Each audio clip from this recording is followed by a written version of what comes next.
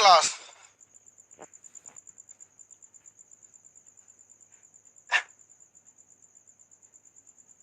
आपको पीडीएफ भक्ति आंदोलन तक मिल गया। अब आप लोग को इसमें पीडीएफ मिलेगा बाबर का, मुगल सम्राट का नहीं जी, इसका बाबर का। दो दो राजाओं का एक एक साथ रख के पीडीएफ में तुम लोग सड़ा देता है, इसलिए एक एक करके देता है। मुगल वंश, कौन सा वंश? मुगल वंश, मुगल वंश।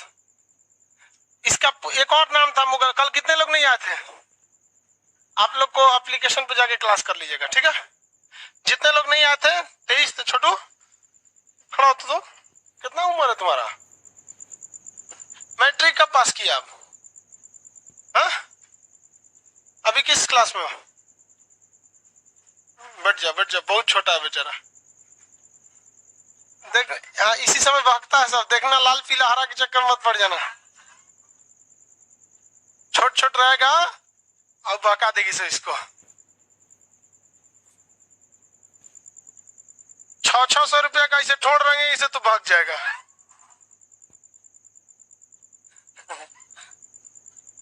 मात्र 600 रुपया में जिंदगी बर्बाद। बेचारा बच्चा भी समझ रहा है ना। चलो ध्यान से समझो। मुगल वंश को एक और था चगदाई वंश। कौन सा वंश? चगदाई। बाबर, बताइए तो ध्यान से, कल बताए थे कि बाबर जो था वो तैमूरों का भी वंशज था और चंगेज खान कुतलुग निगार खान चंगेज खान से संबंध रखती थी उसकी माता, और उमर शेख मिर्जा तैमूर से।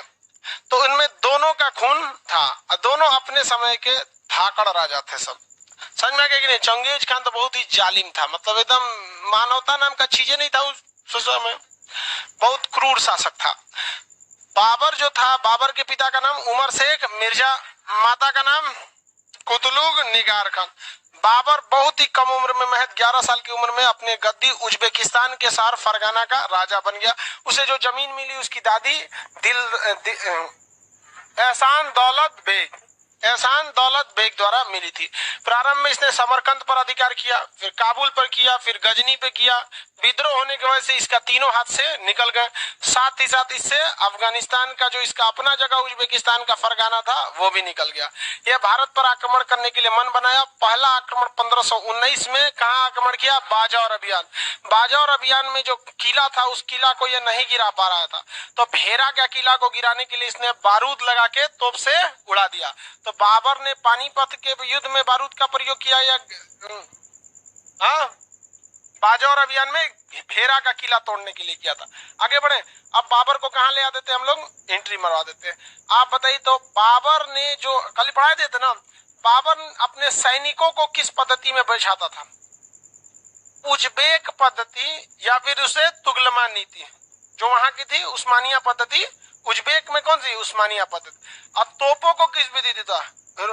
रूमी पद्धति। रूमी पद्धति, इसी को क्या कहा गया? उस्मानिया। रूमी पद्धति क्या थी? उस्मानिया। और उज्बेकों की जो फौज लगाने की पद्धति थी तुगलमा नीति थी। क्या थी? तुगलमा। इसमें उस्ताद अली और मुस्तफा खान, इसके दो सबसे प्रमुख क्या थे? तोपची। तो उस्ताद अली और मुस्तफा खान सबसे खतरनाक उसके क्या थे? तोपची थे। यहां तक पढ़ा दिए थे। आगे देखते हैं, बाबर को अब लाते हैं पानीपत के युद्ध में। पानीपत जो था वो हरियाणा में है। पानीपत कहाँ है? हरियाणा में।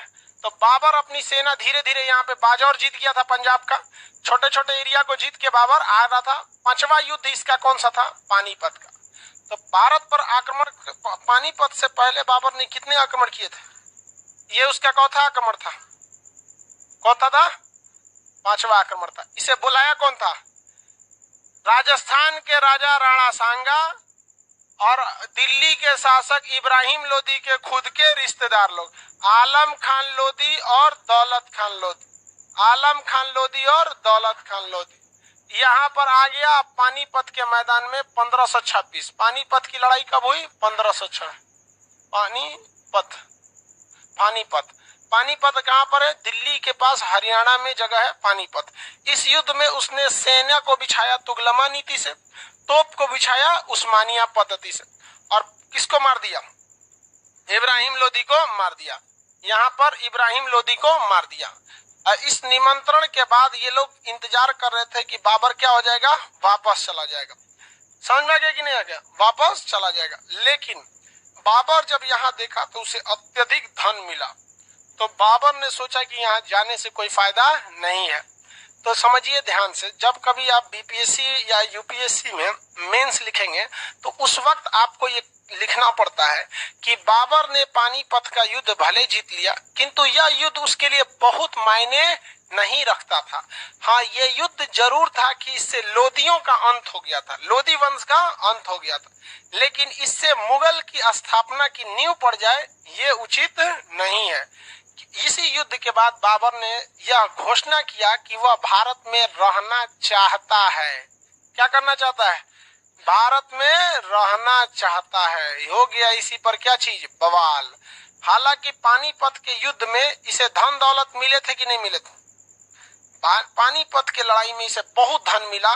तो ये काबुल, इसका तो मेन जगह कहाँ था? काबुल। काबुल इसको सबसे ज्यादा पसंद था। हालांकि ये खुद रहने वाला कहाँ था? फरगाना का। उस समरकंद को भी क्या किया था? जीता था। गजनी को भी जीता था, काबुल को भी जीता था। लेकिन बाबर का सबसे पसंदीदा शहर कौन था? काबुल। क्या था? काबुल। और अंत समय में वो काबुले पे बच गया था, थोड़ा बड़ा जगह उसका। तो जब पानीपत का युद्ध जीता ना, इसने चांदी का क्या बनवाया? सिक्का बनवाया। चांदी का सिक्का बनवाया और उसे ना अपने यहाँ काबुल के जितने भी जगह थे, काबुल के हर नागरिकों को क्या दिया? एक एक चांदी का सिक्का दिया। लो भैया चांदी के सिक्के। तो जो बहुत ज्यादा दान दक्षिणा देता है ना, उसे कलंदर कहा जाता है। क्या कहा जाता है? कलंदर। तो कौन सी उपाधि धारण किया?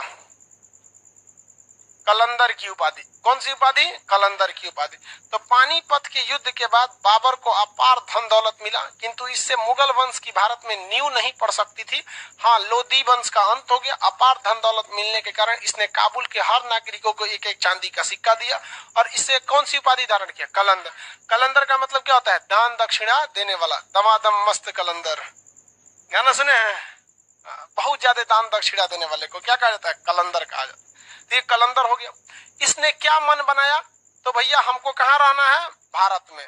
तो इसने क्या घोषणा नहीं किया, विचार प्रस्तुत किया। तो ये विचार प्रस्तुत किया रहने का। तो यहाँ से कौन भड़क गए? राणा सांगा। कौन भड़क गए? कहा कि हम तुमको बुलाए थे, तुम यहाँ रहेगा। तो बाबरा कह रहा है कि तेरा नौकर है हम, हाँ? बुलाए कर हमको वहां रहने के लिए कुछ जगह नहीं है। हम वहां से क्या हो चुके हैं? हार चुके हैं। बाबर अफगानिस्तान में पूरी तरह से क्या हो चुका था? हार गया था। समझ में आ गया कि नहीं? तो उसको रहने के लिए जगह था। तो जैसे ही बाबर ने इस बात का मन बनाया, बवाल किसने कर दिया? राणा सांगा ने। और 1527 जस्ट अगले साल 1527 में कौन सा युद्ध हो गया? खानवा का युद्ध। कौन सा? खानवा का युद्ध। खानवा कहाँ पर है? आगरा के पास। कहाँ पर है? आगरा के पास। तो कौन सा युद्ध चालू हो गया? खानवा का युद्ध। यह युद्ध कहाँ पर है? जस्ट यहाँ पर आगरा के पास। दिल्ली से जस्ट पहले क्या है? आगरा। तो मुगलों और दिल्ली सल्तनत के बीच में राजधानी कभी आगरा रही है तो कभी दिल्ली रही है, दोनों। हालांकि फतेहपुर सीकरी में अकबर ले गया था, लेकिन बकलोल को पता नहीं था कि वहाँ का वाटर लेवल बहुत नीचे है, पानी की बहुत ज्यादा समस्या होने लगी थी। और उस समय आरओ मशीन वगैरह भी नहीं था, 20 रुपया में नहीं पहुंचाता था सब। अब नहीं, घरे घरे पहुंचा देता है पानी। उस समय ऐसी कोई व्यवस्था नहीं थी। खानवा के युद्ध में मेन युद्ध का नेतृत्व कौन कर रहे हैं? राणा सांगा। राणा सांगा, इन्होंने बहुत अच्छा काम किया। राणा सांगा ने महमूद लोदी को, इब्राहिम लोदी तो मारा गया किस युद्ध में? पानीपत के युद्ध में कौन मारा गया? इब्राहिम लोदी। किस वंश का अंत हो गया? किस वंश का? लेकिन इब्राहिम लोदी का भाई था महमूद लोदी। कौन था? महमूद लोदी। महमूद लोदी किसका साथ दे दिया? राणा सांगा का। किसका साथ दिया? आलम खान लोदी भी बुला के किसको लाया था? बाबर को। अब इन्हों का हालत खराब हो गया। कहा कि भाई बुला के लाए हम बाबर को यहाँ पर, लेकिन यहाँ तो बाबर उल्टा बैक फायर मार दिया। ये भी जाके आलम खान लोदी भी किससे मिल गए?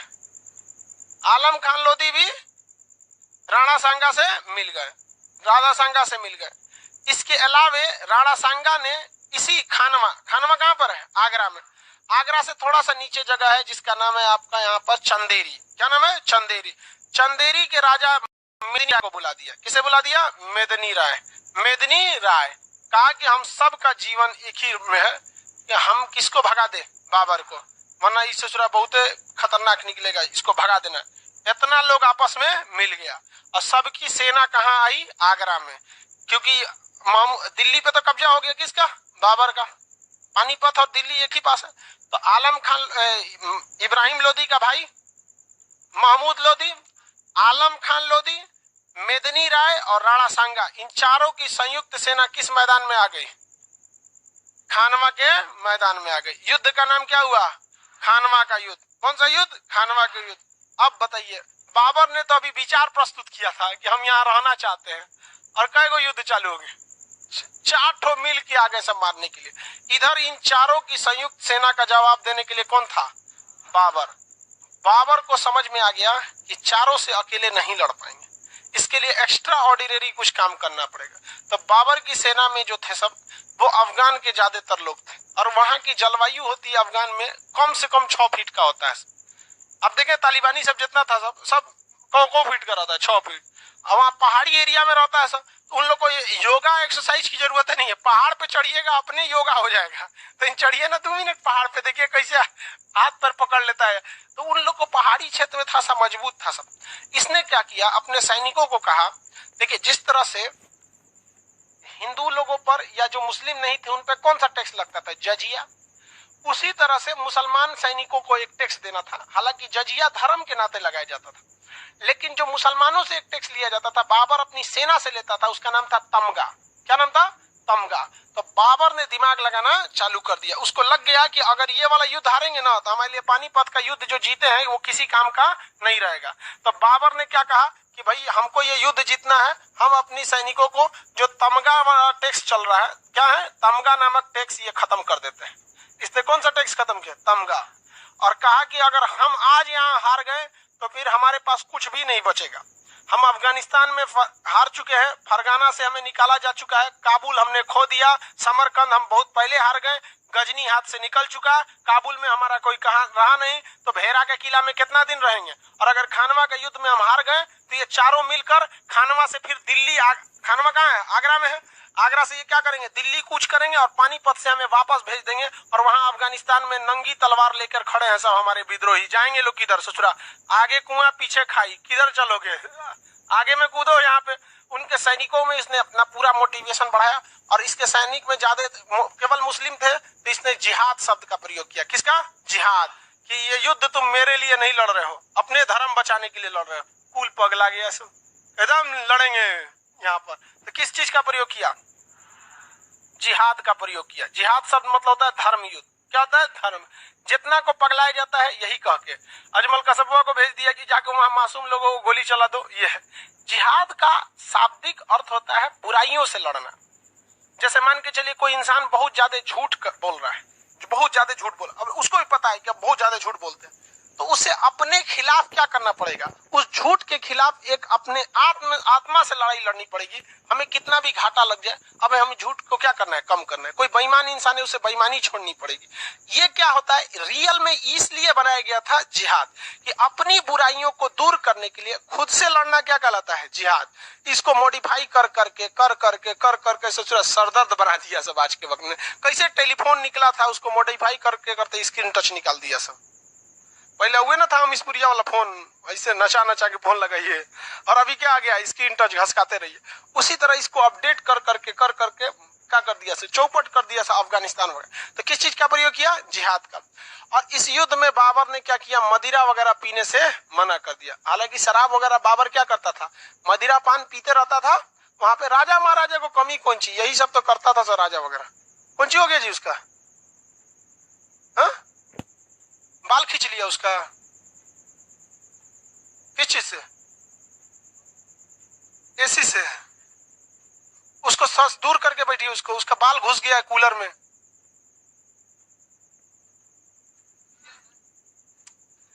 लड़की जब उस कहते हैं ना कि एगो 10 रुपया का एगो मिलता है, ऐसे मास्क टाइप का मिलता है, बाल रख के उसमें ऐसे करके बांध लिया कर लो। उसमें टकला हो जाओगी, खींच लेगा तो। हमारे यहाँ पे एक लड़की को जनरेटर चल रहा था ना, छोटी लड़की थी, 8-9 साल की होगी, खेल रही थी। अब उसमें ना जनरेटर में जो घूमता रहता उसमें उसका बल्वे पकड़ लिया। और इतना पावरफुल होता है जनरेटर, कोई छोटा मोटा थोड़ी होता है, बहुत भयानक पूरा इंजन होता है।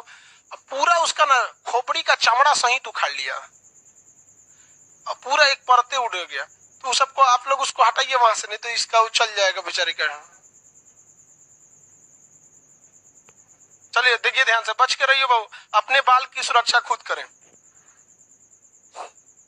हा? उधर लगवा देते हैं। कहाँ पढ़ा रहे थे जी? जिहाद का प्रयोग किया। बाबर ने क्या किया, शराब वगैरह को क्या किया, आज से हम छोड़ देंगे। क्योंकि बाबर को दिख रहा था कि भाई पानीपत तो हम इजीली जीत गए, क्योंकि यही लोगों ने साथ दिया था। अब तो सोचा इससे जीतना बड़ा मुश्किल है, लेकिन बाबर को पता था कि अगर ये जीत गए ना फिर सब कुछ जीत जाएंगे। तो नहीं देखते हैं आप लोग, कभी कभी बहुत मुसीबत में फंस जाते हैं तो भगवान से बहुत बहुत कहते हैं, महाराज ये बात निकाल दीजिए, हम जो कहेंगे तो हम करेंगे, हम जितना गलत काम छोड़ देंगे, ओकरा से बतियाना छोड़ देंगे, सब काम छोड़ देंगे। तो यो सोचा जिहाद करने लगा, कहा कि हम क्या छोड़ देंगे, शराब वराब पीना छोड़ देंगे। और इसकी सेना बहुत बहादुरी से लड़ी, क्योंकि इसके पास केवल मरने एक ही रास्ता था, करो या मरो। और इन लोगों का कोई मतलब नहीं था। महमूद लोदी अपने भाई का बदला लेने के लिए कर रहे थे। राणा संगा को लग रहा था कि फ्यूचर में हमारे लिए दिक्कत करेगा। आलम खान लोदी ये अफगानिस्तान को आगे अफगान फौज की नेतृत्व कर रहे थे। मेदिनी राय को अपना एरिया, मध्य प्रदेश का जो चंदेरी का एरिया है उसको बचाना था। इस युद्ध में कौन जीत गया? बाबर। और बाबर ने वहां पे कुछ चीज की उपाधि धारण की, कलंदर, और यहाँ उपाधि धारण किया गाजी का। किसका उपाधि धारण किया? गाजी का। और इस युद्ध के बाद बाबर ने निश्चित कर दिया कि अब हम भारत में ही रहेंगे। और क्यों नहीं भारत में रहेंगे? क्योंकि इस पूरे एरिया को तो हरा दिया, बचा कौन? संयुक्त सेना को तो हरा दिया ना। तो बाबर ने किस युद्ध में यह कहा था कि वह भारत में रहना चाहता है? पानी। किस युद्ध में बाबर ने घोषणा कर दिया कि वो भारत में ही रहेगा? खानवा के युद्ध में। किसमें? खानवा। खानवा के युद्ध में अकेले राणा सांगा को हराया था ना, राणा सांगा को अकेले नहीं हराया था। अफगान सेनापति आलम खान, चंदेरी के राजा मेदिनी राय, इब्राहिम लोदी का भाई महमूद लोदी, और राणा सांगा खुद इसका नेतृत्व कर रहे थे, सबको हरा दिया। और बाबर ने यहाँ कह दिया कि अब हम भारत में रहेंगे। यहाँ से भाग गया महमूद लोदी, यहाँ से भाग गया मेदिनी राय, ये लोग मरा गए लोग यहाँ पर, अभी भाग गए। बाबर कहा कि भाग के जाओगे कहाँ, छोड़ेंगे तो नहीं तुमको। अगले साल फिर इसको पूरी तरह से बाबर चोटिया दिया।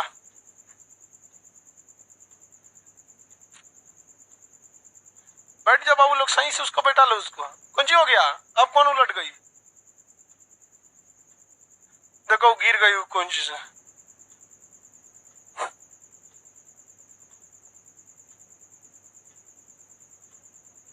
देखिए हर साल ही लड़ाई लड़ा है, 26, 27, 28। अब खोज रहा है इसके लिए सबसे, अब बताइए इसके लिए सबसे पास में कौन पड़ेगा? पानीपत हेल के आया, आगरा के पास खानवा जीता। अब जस्ट उसके आगे क्या पड़ेगा? चंदेरी। कौन सा पड़ेगा? चंदेरी। अब आप इसको ट्रिक भी आता है, पान खा चांद के घर, और नहीं तो नक्शा के हिसाब से देखिए पानीपत, उसके बाद आगरा के पास चंदेरी खानवा, और उसके बाद चंदेरी, और उसके बाद आगे बढ़ेगा तो गोरखपुर के पास आपका कौन सा मिल जाता है? घाघरा नदी। घाघरा का युद्ध हो जाता है। अब चंदेरी के युद्ध में किसको घेरेगा? चंदेरी के राजा मेदिनी राय को। कहा कि तू ससुर का अलग कूद रहे थे यहाँ पे। चंदेरी का युद्ध, चंदेरी का युद्ध, इसमें किसको लपेट लिया? हाँ, मेदिनी राय को। कहाँ के राजा थे ये? मेदिनी राय। चंदेरी कहाँ पर है? मध्य प्रदेश में। मध्य प्रदेश में ये सटा हुआ है यूपी से। झांसी जो जगह है ना, झांसी, झांसी से नीचे वाला जो एरिया आता है वो चंदेरी का था, एक एरिया वहां पे। आगरा से थोड़ा सा नीचे 100-150 किलोमीटर वहां पे। तो मेदिनी राय को क्या कर दिया? फाइनल निपटा दिया यहाँ पे। कहा कि अब कौन बचा था इसमें? कहा था कि जो छूट पुट थे, आलम खान लोदी, महमूद लोदी, इब्राहिम लोदी, लोग मरा और अभी भी लोदी लोग का काम मन नहीं भरा है। आगे पता कर तो लोदी किधर भागा है सब, ये अफगान वाले किधर भागा है। पता चला कि सब अफगान वाले बिहार की ओर भागा है सब। कहाँ की ओर? बिहार की ओर। तो ये किधर की ओर कूच कर दिया? बिहार की ओर। ये सब क्या कर रहा था? सब बिहार में अफगान शासक जो था सब, वो महमूद लोदी, यहाँ पे महमूद लोदी के साथ क्या हो गया? नेतृत्व मिल गया सब, क्योंकि इब्राहिम लोदी का क्या था? भाई था। तो अफगानों की सेना जो संयुक्त रूप से जो दिल्ली के पास जो अफगानों की सेना बची थी वो का नेतृत्व कौन कर रहा था? महमूद लोदी। और बिहार में अफगानों की सेना ये क्या हो गई? संयुक्त हो गई। और घाघरा के किनारे क्या हो गया? युद्ध हुआ। घाघरा नदी कहाँ युद्ध हुआ? घाघरा के पास। तो घाघरा के पास जो युद्ध हुआ तो इसलिए इस युद्ध का नाम क्या हो गया? घाघरा का युद्ध। कौन सा युद्ध? घाघरा का युद्ध। कौन सा साल लड़ेगा? 1529। 1529 कौन सा युद्ध? घाघरा का युद्ध। घाघरा का युद्ध। घाघरा के युद्ध में दो लोगों की सेना को चला जाएगा, अफगान सेना और बिहार सेना। अफगान सेना और बिहार सेना, इसकी दोनों की संयुक्त सेना का नेतृत्व कौन कर रहा था? महमूद लोदी। कौन कर रहा था? महमूद लोदी। महमूद लोदी किसका भाई था? इब्राहिम लोदी। महमूद लोदी किसका भाई था? इब्राहिम लोदी का। 1529 में किसको मार दिया? इब्राहिम लोदी, महमूद लोदी। इसके बाद ये क्या हुआ कि बिहार के एरिया में कुछ अफगान जो वंश था वो बच गया। लोदी वंश एक्चुअली भारत का था। लोदी वंश कौन थे? सब अफगान वाले थे। और बाबर भी कहां से आया था? वहीं से आया था, फरगाना अफगानिस्तान वाला एरिया था वहां से। अब वो वहां से बाबर को अफगानों से इतना दुश्मनी क्यों था? सबसे ज्यादा बाबर को अगर किसी ने थूरा है तो अफगान वालों ने थूरा है। समरकंद में थूर दिया, गजनी में थूरा, काबुल में थूरा, खुद उसका फरगाना तोड़ दिया। कहा कि जो हमको हमरे गांव से भगा दिया अब यहाँ आके बैठा है तो हम यहाँ ना छोड़ेंगे। इसलिए बाबर को सबसे ज्यादा दुश्मनी किसने थी? अफगानों से थी। क्या बाबर ने अफगानों का पूरी तरह सफाया कर दिया? 80% किया था। बिहार में अफगान वाले क्या हो गए थे? बच गए थे। उसी में से एक निकला था शेर शाह सूरी। उसमें कौन निकला? शेर शाह। अब बाबर के बेटा हुमायूं को लखेत दिया भारत से, भाग गया बेचारा ईरान। ईरान जाके एक लड़की फंसा लिया, नवारसा वाली लड़की जो होती है, सुनना, नवारसा लड़की समझते हो, जिसका भाई नहीं रहता है ना, तो ऐसी लड़की को फंसाओगे तो लड़की भी मिलेगी, पूरी संपत्ति भी मिलेगी। समझ में आ गया कि नहीं आ गया? ऐसा ही से हुमायूं बड़े, अब हुमायूं में इसकी चर्चा किया जाएगा। अभी बाबर को समझते हैं। 4 साल लगातार युद्ध लड़ा और अगले साल 1530 में बाबर की क्या हो गई? मृत्यु हो गई। बाबर की क्या हो गई? मृत्यु। बाबर की मृत्यु 1530। बाबर क्या हो गया? बाबर की मृत्यु हो गई। यहाँ पे चलिए अब ध्यान से समझिए। बाबर की मृत्यु जब हुई तो ये एक स्वाभाविक मृत्यु थी। आगरा में इसका किला वगैरह बनाया गया और यह एक स्वाभाविक मृत्यु से मरा था। युद्ध में घायल जख्मी होकर ऐसा नहीं मरा था। तो बाबर भारत में कुल कितने लड़ा? भारत में मेन 4, हालांकि इस 4 को पहले लड़ लिया था। इस 4 से पहले 4 ठो लड़ लिया था। तो उस तरह से भारत में इसके कितने युद्ध हो गए हैं? 8। सबसे पहला कौन सा हो जाएगा? बाजौर अभियान। उसका छिटपुट छोटा मोटा लड़ा और उसका 4 को बड़ बड़, पानीपत, खानवा, चंदेरी और अब घाघरा। कौन सा? घाघरा। अब आप इसका एक ट्रिक देखेंगे तो पान खा चांद के घर, ये एगो ट्रिक है। उससे अच्छा नक्शा से देखिए ना, सबसे पहले कहाँ आएगा? पानीपत, पानीपत के बाद खानवा, खानवा के बाद चंदेरी और चंदेरी के बाद घाघरा। नक्शा से नहीं देख सकते हैं। अब ट्रिक देखला बिना कौन चीज जरूरत है? नक्शा देखिए। पहला युद्ध मेन में पहला पानीपत कहाँ पर है? हरियाणा। खानवा कहाँ है? आगरा यूपी में। चंदेरी कहाँ है? मध्य प्रदेश। और फिर घाघरा का युद्ध यूपी बिहार के बॉर्डर पे। समझ में आ गया कि नहीं आ गया? किसी को कोई दिक्कत नहीं? घाघरा के युद्ध में किसको आ रहा है? अफगानों की सेना को। किसको? अफगानों की सेना। उसके बाद बचे हुए अफगान कहाँ भाग गए? बिहार की ओर भाग गए। बाबर ने प्लान बनाया कि अगले साल आएंगे, पूरा बिहार को राउंड देंगे। मर गया अपने, समझ गया? यहाँ मर गया बाबर। बाबर जो था मोबियान पद्धति का जनक कहा जाता है। मोबियान पद्धति या 4 बाग शैली का जनक कहा जाता है। 4 बाग शैली में जो बनाए जाते थे बाग बगीचे, वो चौकोर हुआ करते थे। कैसे होते थे? चौकोर। और नहरों को इस तरह से उस बागीचे में लेके जाया जाता था कि नहर को मेन नदी से जोड़ दीजिए तो उसमें पानी ऑटोमेटिक उतना जगह घूमेगा जहां जहां पानी डालना है। तो डायरेक्ट नहरों से पानी डालने की व्यवस्था मोबियान पद्धति बाबर के 4 बाग शैली में ही मिलती है। उसके लिए माली अलग से पानी नहीं डालेगा। उसको नहर को कहीं चौड़ा, कहीं पतला, कहीं नाली बराबर इस तरह से मोड़ा है कि मेन नहर में जहां पानी आया पूरे बगीचे में क्या हो जाएगा? पानी आ जाएगा। तो क्वेश्चन रहेगा, नहरों से डायरेक्ट बाग बगीचे में पानी सप्लाई करने की पद्धति भारत में किस राजा ने लाया? कौन सी पद्धति? 4 बाग शैली। एक और नाम बताइए तो, मोईबियान पद्धति। मोईबियान पद्धति, किसी को दिक्कत नहीं। चारबाग शैली में बाबर ने बहुत कुछ बनवाया था। बगीचा सबसे फेमस, उसको बागीचों का शौक था, तो आगरा में उसने एक बागीचा बनवाया जिसका नाम रखा आराम बाग। क्या नाम रखा? आराम बाग। आराम बाग बगीचा कहाँ है, किस शैली में? चारबाग शैली में। किस शैली में है? शैली में, मोईबियान पद्धति। एक और शैली, चार बाग शैली। चार बाग शैली में सिंचाई किससे होती है? सीधे नहर से। चार बाग शैली में कौन सा किला बना है, कौन सा बाग बना है? आराम बाग। कौन सा बाग? आराम बाग। कहां पर है आराम बाग? आगरा में। कहां पर है? आगरा में। आगरा में। बाबर जब मरा तो मरने से पहले भारत में तो लड़ाई, बाबर को जीवन में कबो शांति मिला? हमेशा लड़ते लड़ते लड़ते अंत तक भी क्या हो गया? मारा गया बाबर। तो बाबर बड़ी लड़ाई लड़ा था अपने समय में। तो मरने के बाद उसको कहां दफना गया? आराम बाग में। आगरा में कहां पर? आराम बाग में दफना दिया गया कि भैया यहीं रहो, यहीं आराम आराम करो, दफना दिया गया। बाबर की एक पुस्तक थी आत्मकथा। बाबर की क्या थी? आत्मकथा। अपनी बारे में लिखा था, नाम था इसका तुजुक ए बाबरी। तुजुक ए बाबरी। तुजुक ए बाबरी।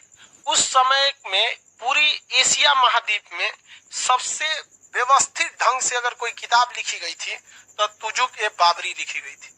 ये इतिहासकार कहते हैं कि उस समय में 1530 की बात है कि पूरी एशिया महाद्वीप में सबसे व्यवस्थित ढंग से किसी की आत्मकथा अगर लिखी गई तो बाबर ने अपनी आत्मकथा तुजुक ए बाबरी को लिखा। बाकी एक रैंडम लिखा गया, कोई खास सिस्टमेटिक नहीं था, इतना बेहतरीन था। लेकिन यह तुजुक ए बाबरी जो पुस्तक है, यह पुस्तक जो लिखी गई थी, ये किस भाषा में लिखी थी? तुर्की भाषा में लिखी गई थी। किस भाषा में? तुर्की भाषा में। तुर्की भाषा में लिखने के कारण बाबर का जो बेटा था हुमायूं, वो इसे पढ़ नहीं पाया और हुमायूं का जीवन इधर उधर में बीत गया। तो हुमायूं का बेटा आया अकबर, महलोल था, मतलब पढ़ाई के मैटर में वो क्या अपना नाम लिखने नहीं आता था, अंगूठा छापता हूं। अकबर क्या लगाता था? अंगूठा लगाता था।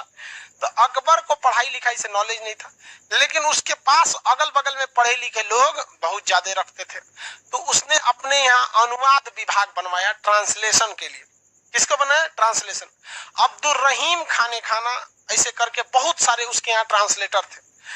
जो बाबर जो चीजें किताब अकबर को नहीं पढ़ने आता था या दूसरे भाषा में थी नहीं समझ पाता था, ट्रांसलेटर से कहता था कि हमको समझाइए बढ़ बढ़ के। तो डेली डेली इसको समझाया जाता था। तो अकबर ने कहा कि हमारे दादाजी जो हैं, अकबर के दादाजी कौन होंगे? ये कहा कि मेरे दादाजी ये वो किताब लिखे हैं, बड़ी मस्त किताब है, सुनते हैं तुजुक के बाबरी, पढ़ के सुनाओ। तो अब्दुल रहीम खाने खाना उनको सुनाता था। आपके दादाजी जब अफगानिस्तान में थे तो समरकंद पर युद्ध में इसने घोड़े का प्रयोग किया, इस तोप का प्रयोग किया, कहां उनसे कमियां हुई, कैसे वो जीत गए, फिर काबुल कैसे जीता, फरगाना कैसे जीता, गजनी कैसे जीते, भेरा का किला कैसे जीता, कहां से इन्हें बारूद मिला, पानीपत का लड़ाई, खानवा की लड़ाई, चंदेरी की लड़ाई, घाघरा की लड़ाई, सारी चीजों को बताया। तो इस सब का बहुत अच्छा, बहुत अच्छा। 1 महीना तक डेली कहानी सुनता था। एक दिन दौड़े दौड़े आया अब्दुल रहीम खाने खाना 10 बजे रात को। कहा ये महाराज खोलिए खोलिए। कौन सी हो गया रे? अकबर पूछा क्या हुआ, इतना परेशान का है? देखिए ना आपके दादा क्या लिखे हैं। क्या लिखे हैं? कह रहा है कि इसको बाबर ने अपनी आत्मकथा में लिखा था, मुझे सबसे ज्यादा पसंद शहर है तो वो काबुल है, और मेरी यह इच्छा है कि मुझे मरने के बाद मेरी लाश को काबुल में दफनाया जाए। अकबर में कहा दादाजी तो आगरा में है, खोद खोद इनका कब्र खोद। दादाजी की इच्छा है यहाँ पे, रातें खोदवा दी, खुद यहाँ पे। अब हड्डी गुड्डी बच गया होगा कि वो नहीं बचा होगा कोई जानता है, वो तो डिकम्पोज हो जाता है कोई भी चीज। अब चाहे हिंदू धर्म में लाश जल गया तो क्या बचेगा? अब मुस्लिम धर्म में अगर दफना दिया गया 2 साल बाद खोजेंगे तो कौन चीज मिलेगा? गल हो जाता है वहां पे। लेकिन सांकेतिक रूप से खुदवाया, कहा जो ने बचल है निकाल, कुछ ना बचल है तो मट्टी निकालो, निकालो अस्थि जो कुछ बचा है हड्डी उड्डी निकाले यहाँ पे। आगरा में दफना दिया इनको, ले चलो कहाँ ले चलो? काबुल ले चलो। कहाँ ले चलो? काबुल ले चलो। दादाजी काबुल जाएंगे, लेकिन कहाँ लगे? काबुल पहुंचा दी, ले चलिए यहाँ पे। सोचा कोई पढ़वे नहीं किया उसकी किताब को, समझा कि नहीं? तो बाबर की पहला मकबरा कहाँ है? आगरा के अब बाद में उसे कहा है, अभी कहाँ पे, काबुल में। हम लोग के जो टीचर पढ़ाए थे ना, तो बताए थे बाबर का मकबरा पहले आगरा में है और वर्तमान समय में काबुल में। हमको क्या लगता था कि जब बाबर में तो उसको बिचवा से काटा गया होगा, एक टुकड़ा आगरा में और एक टुकड़ा काबुल में। हमको समझ में नहीं आया, तो अब हम बाद में ध्यान से देखेंगे, ओ ससुरा मेन कहानी तो ये है। तो हम लोग के जो टीचर थे वो ऐसे पढ़ा दिए। सीबीएसई वाले थे, हम 9 तक सीबीएसई बोर्ड से पढ़े थे, 8 तक उब गए। उसके बाद याद था सब कुछ, लेकिन कह क्या रहा है समझे में नहीं आता था। हम क्या, हमरे ठीक है भोजपुरी बोर्ड, कम से कम एटलीस्ट समझ में तो आता है कहना क्या चाह रहा है। Tuzuk e Baburi is autobiography which is written by Babar. In this book Babar said that my favorite city is Kabul and it's my last hope that my graveyard is become in Kabul। चतुर कौन चीज समझ में आ रहा है हमरा? काबुल काबुल बोल रहा है, एक को तो चीज समझ में आ रहा है काबुल। छोड़ दिए हम, हमारे घर वाला कहा से कि पगला गया है, समझ आ गया कि नहीं आ गया, पागल हो गया, कोई बात नहीं। दोस्त सब मेरा कब किस में चल गया, सीबीएसई बोर्ड में। तो मेरा मेरा अभी के वक्त में भी मेरे ज्यादा दोस्त नहीं है, क्योंकि जो बचपन वाले थे सब वो कहाँ रह गया, सब सीबीएसई बोर्ड में। और सीबीएसई बोर्ड में हम अकेले काला थे।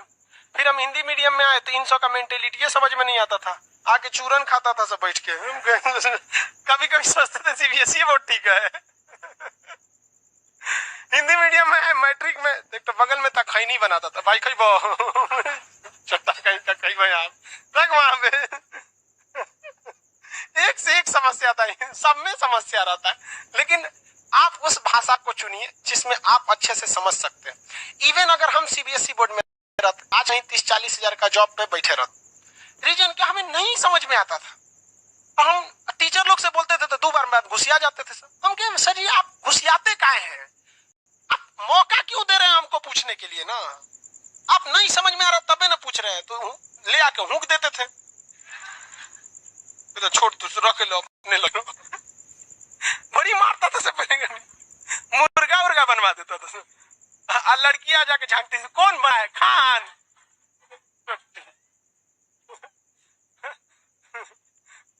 हम अक्सर बना देता था मुर्गा, नहीं समझ में आता था पूछ देते थे, 2 बार 3 बार समझाते थे, नहीं तो कोनो बहाना खोज के मुर्गा बना दो। ये सब जो लड़की होती थी बहुत खचरी थी सब, हम लोग के बाकी तो और। चलिए ध्यान से देखें, तो बाबर की आत्मकथा का नाम क्या है, तुझू के बाप। इसका फारसी में जो अनुवाद किया गया है, उस अनुवादित पुस्तक का नाम है बाबरनामा।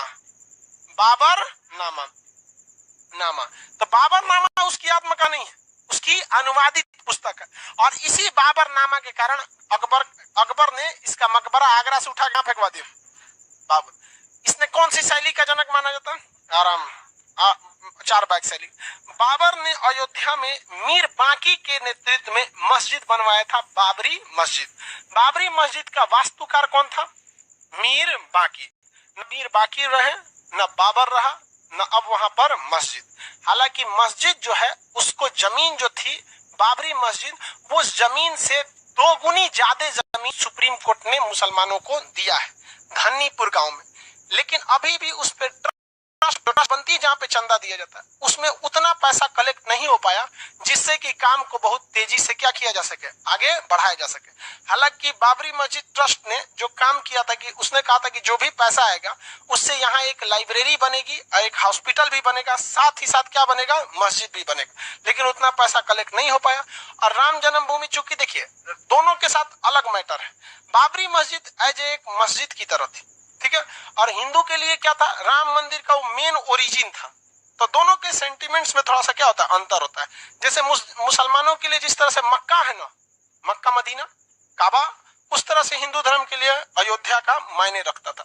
तो खैर अब वो सुप्रीम कोर्ट का वर्डिक्ट था, अब तो 2 साल भी होने जा रहे हैं सुप्रीम कोर्ट के वर्डिक्ट मतलब फैसला। तो बाबरी जो मस्जिद था, बाबरी मस्जिद, इसका वास्तुकार कौन था, मीर बांकी। मीर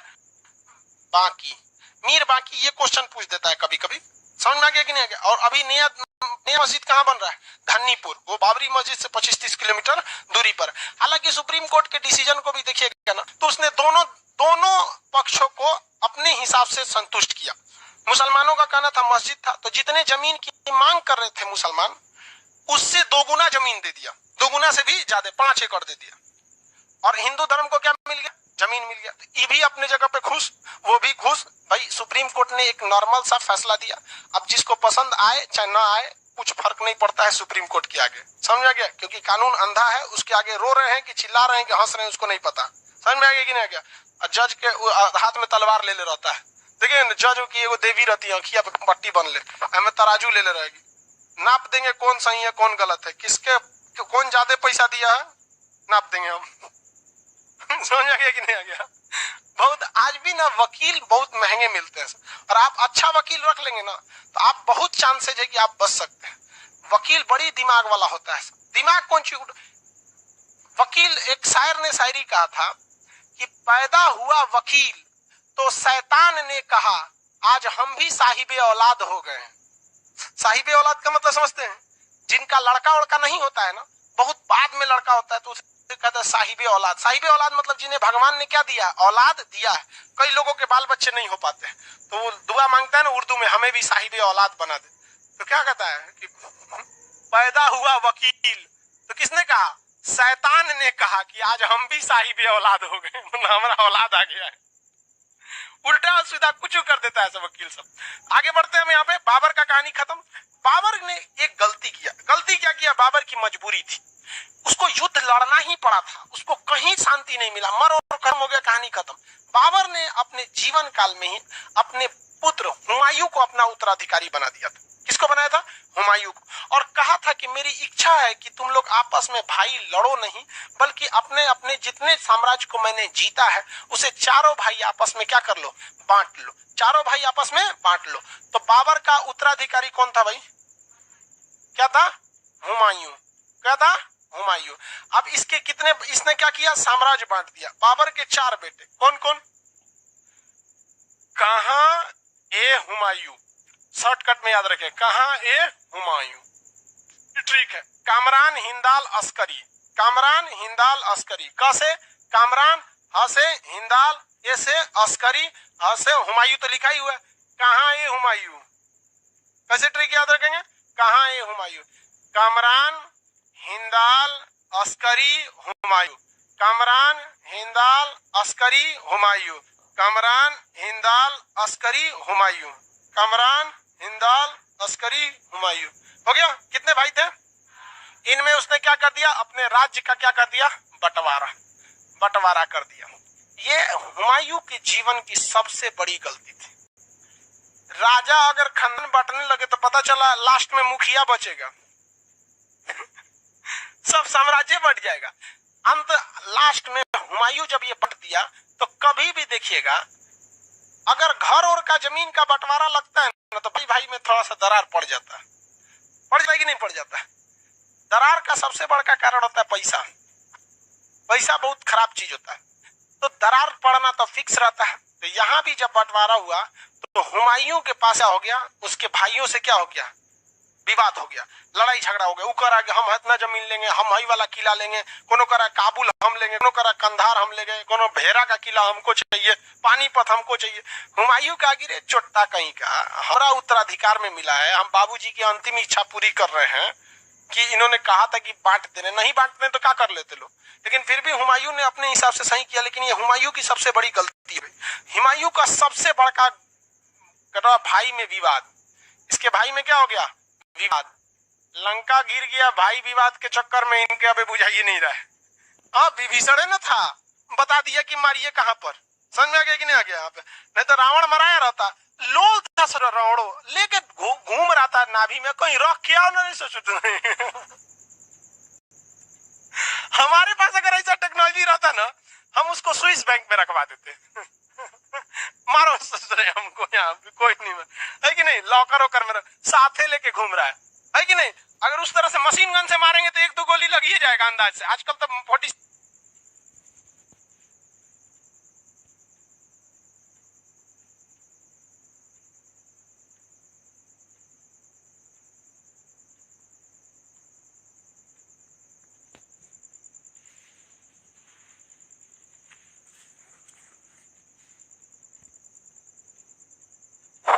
तो के राजा बनने के बाद सबसे बड़ी गलती, भाइयों में विवाद किसके वजह से हुआ था? बंटवारा के वजह से।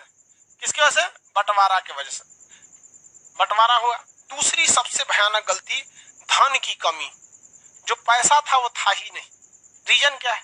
बाबर के पास पैसा था कहाँ?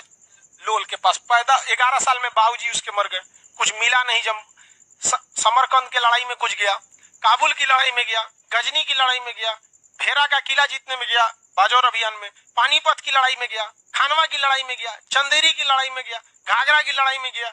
सचुरा हम लोग एक युद्ध लड़े थे, हम लोग की तीसरी पंचवर्षीय योजना चौपट हो गई थी, इसकी पूरी योजना चौपट हो गई। तो पैसे का इसके पास बहुत ज्यादा कमी था। और उसके बाद ये पानीपत जीता तो नहीं बोलते उतरा गया, एकदम लेके ले सिक्का कलंदर ले। इसके पास धन की क्या हो गई? कमी हो गई। धन की बहुत बड़ी किसके पास कमी हुई? हुमायूं के। इसके अलावे बाबर ने जो अफगान शासक थे, कौन थे? अफगान शासक, इनका पूरी तरह से सफाया नहीं किया। अब ध्यान से देखिए, इब्राहिम लोदी को मारा, ठीक है, उसके भाई महमूद लोदी को मार दिया, लेकिन अब वो बिहार पे अगले साल बिहार में घुस के अफगान सैनिकों का सफाया करना चाहता था, जबकि 1530 में इसकी क्या हो गई? मृत्यु हो गई। अफगानों का पूरी तरह से सफाया नहीं कर पाया।